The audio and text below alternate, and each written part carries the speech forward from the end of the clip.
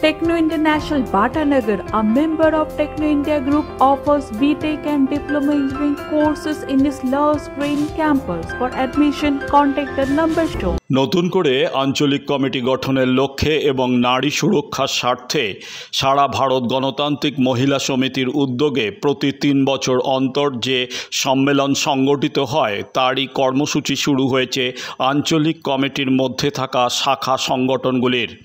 আজ বাটা মহেশতলা আঞ্চলিক কমিটির সারেঙ্গাবাদ শাখায় সারা ভারত গণতান্ত্রিক মহিলা সমিতির রাজ্য কমিটির সদস্য চন্দনা বাগচির নেতৃত্বে শাখার মহিলাদের নিয়ে সম্মেলনের প্রস্তুতি বৈঠক সংগঠিত হলো সারেঙ্গাবাদ সিপিআইএমের পার্টি অফিসে। রাজ্য কমিটির সদস্য চন্দনা বাগচি জানান, এ সম্মেলন আমাদের পার্টিতে 3 বছর অন্তরই হয়ে থাকে সেই স্বাধীনতার পর থেকে।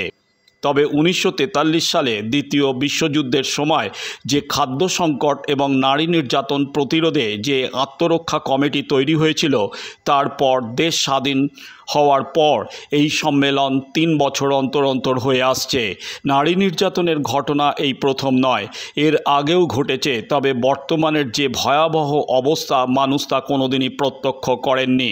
আমাদের আন্দোলনের জেরেই নারী তার ভোটের অধিকার ছিনিয়ে আনতে পেরেছে। 33% মহিলা সংরক্ষণের জন্য লড়াই করেছিলাম। বর্তমানে মহিলাদের অধিকার রক্ষার লড়াইয়ে 50% সংরক্ষণের দাবি তুলেছি।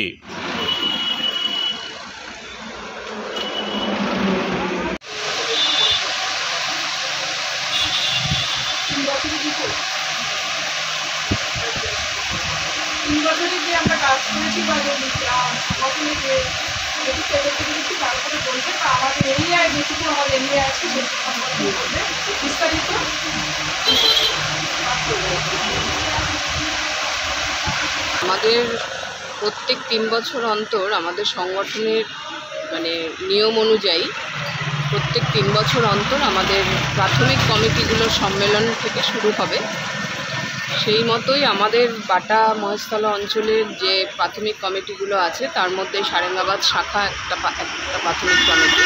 আমাদের এর আগেও কিন্তু প্রাথমিক কমিটির সম্মেলন হয়েছে, আজকে এটা হচ্ছে সারেঙ্গাবাদ শাখার সম্মেলনটা। ওই 3 বছর অন্তরই আমরা করছি সম্মেলন। এই সম্মেলনের মধ্য দিয়েই আমাদের আবার নতুন কমিটি তৈরি হবে। কমিটি আগামী দিনের যা কাজকর্ম সেই কাজটা করবে আমাদের সারা ভারত গণতান্ত্রিক মহিলা সমিতি। সেই সারা ভারত গণতান্ত্রিক মহিলা সমিতি প্রথম 3 বছর অন্তরের এই সম্মেলন এখানে হচ্ছে এবং আগামী দিনে আমাদের আঞ্চলিক সম্মেলন হবে এবং আঞ্চলিক সম্মেলনের পরে আমাদের জেলা সম্মেলন, জেলা থেকে রাজ্য এবং রাজ্য থেকে আমাদের সর্বভারতীয় সম্মেলনে গিয়ে আমাদের এই সম্মেলনের কাজ সমাপ্তি ঘোষণা হবে। তো ধরুন এই অভয়ার মঞ্চ থেকে তো শুরু না, আমাদের এই আন্দোলন শুরু হয়েছে 1943 সাল থেকে। 1943 সালে যখন দ্বিতীয় বিশ্বযুদ্ধ হয়েছিল, সেই বিশ্বযুদ্ধের পটভূমিকায় দাঁড়িয়ে যখন নাকি প্রচুর মানুষ খাদ্যের অভাবে হাহাকার করছিল, মেয়েদের ওপরে কী বলবো অসুস্থতার ঝড় বয়ে গিয়েছিল, সেই সময় দাঁড়িয়ে তখন মেয়েরাই ঐক্যবদ্ধভাবে আত্মরক্ষা সমিতি গঠন করে এবং সেই গঠনের মধ্য দিয়ে তারা কিন্তু এই যাতে মেয়েরা ভালো থাকতে পারে, ভালো সেবা শুশ্রূষা তারা দিতে পারে, সেইভাবে সেই দিন থেকে শুরু হয়েছে এবং তারপর থেকে লাগাতারভাবে প্রত্যেক বছর আমাদের আগে সম্মেলন হতো এবং পরবর্তী ক্ষেত্রে আমাদের এই সম্মেলন স্বাধীনতার পর থেকে আমাদের প্রত্যেক 3 বছর অন্তর অন্তর আমাদের এই সম্মেলন অনুষ্ঠিত হয় এবং এই সম্মেলন থেকে আমরা শুধু আজকের থেকে নয়, আমরা ওই 43 সাল থেকেই আমরা শুরু করেছি মেয়েদের পাশে থাকা, মেয়েদের নিরাপত্তা দেওয়া এবং মেয়েদের যে গণতান্ত্রিক অধিকার সুপ্রতিষ্ঠিত হোক, সেই গণতান্ত্রিক অধিকার সুপ্রতিষ্ঠিত করবার দায়িত্ব আমরা নিয়েছিলাম এবং আমাদের যারা পূর্বতন নেতৃত্বরা ছিলেন তারা সেই দায়িত্ব নিয়ে আজকে মেয়েদের ভোটের অধিকার তারা পেয়ে দিয়েছে। কারণ আজকে আপনারা জানবেন প্রত্যেকেই যে আগে কিন্তু মেয়েদের ভোটের অধিকার ছিল না। এই ভোটের অধিকারটা আমরা সারা ভারত গণতান্ত্রিক মহিলা সমিতির লড়াই সংগ্রামের মধ্য দিয়ে আমরা এই ভোটের অধিকার ছিনিয়ে নিয়েছি। আজকে দাঁড়িয়ে সেই অধিকার আবারও ভুলণ্ঠিত হচ্ছে, সেটা প্রত্যেকেই দেখতে পাচ্ছেন। আজকে গণতন্ত্র ভুলণ্ঠিত হচ্ছে, অতএব মেয়েদের অধিকারও আস্তে আস্তে কমে যাচ্ছে। মেয়েদের ওপরে যে আক্রমণ শুধু তো আজকে নতুন না, আজকে হচ্ছে ভয়াবহ রূপ ধারণ করেছে, কিন্তু এই রকম আক্রমণ ছিল না। মেয়েদেরকে বিভিন্নভাবে কর্মসংস্থানের জায়গাতে মেয়েদের অত্যাচারিত হতে হয়, মেয়েদেরকে ঘরে গৃহে অত্যাচারিত হতে হয়, সমাজ সমাজের মধ্যে অত্যাচারিত হতে হয়।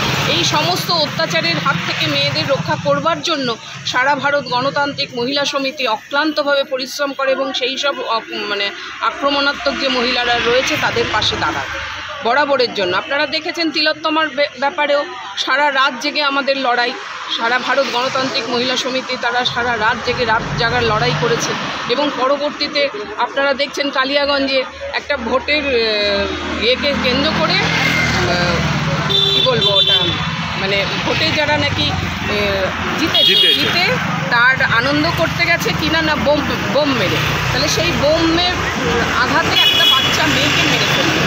তারপরে দেখা যাচ্ছে ল কলেজের মতো জায়গাতে একের পর এক ধর্ষণ। তার জন্য আমরা মহিলা সমিতি আমাদের ওখানে মেয়েরা সেই সময় ল কলেজকে ঘেরাও করে সেখানে দাঁড়িয়ে তারা প্রতিবাদে সোচ্চার রয়েছে। এমনকি সারা ভারতবর্ষব্যাপী আমাদের যত মেয়েদের যে আজকে কৃষক রমণী থেকে শুরু করে আজকে শ্রমিক রমণী থেকে শুরু করে যত রকম মেয়েরা রয়েছে তাদের সমস্ত রকম যে কাজে কর্মে তারা পাচ্ছে না, আমরা বলেছি সমকাজে সমবেতন দিতে হবে। সেই সমকাজে সমবেতনের লড়াই পর্যন্ত আমরা মহিলা সমিতি করছি। আমরা 33% মহিলা সংরক্ষণের জন্য মুভমেন্ট করেছি এবং সেটাতে আমরা আজকে 33% এখনও পর্যন্ত দেখছেন যে সেভাবে কিন্তু করে দিতে পারিনি। তা সেই নিয়ে আমাদের লড়াই। এখন আমাদের আবার লড়াই হচ্ছে 50% মহিলা সংরক্ষণ দিতে হবে। আমাদের ডিমান্ড চলছে এখন এটা নিয়ে যে 50% মহিলা সংরক্ষণ। তার কারণ হচ্ছে আজকে ভোটাধিকারের দিক দিয়ে দেখতে গেলে আমরা সারা ভারতবর্ষের অর্ধেক আকাশ মহিলা, আমরা তাই নিয়ে দাবি রাখছি যে 50% আসন সংরক্ষণ আমাদের দিতে হবে। এটা নিয়ে আমরা চালিয়ে যাচ্ছি, আমাদের সংগ্রাম চলছে।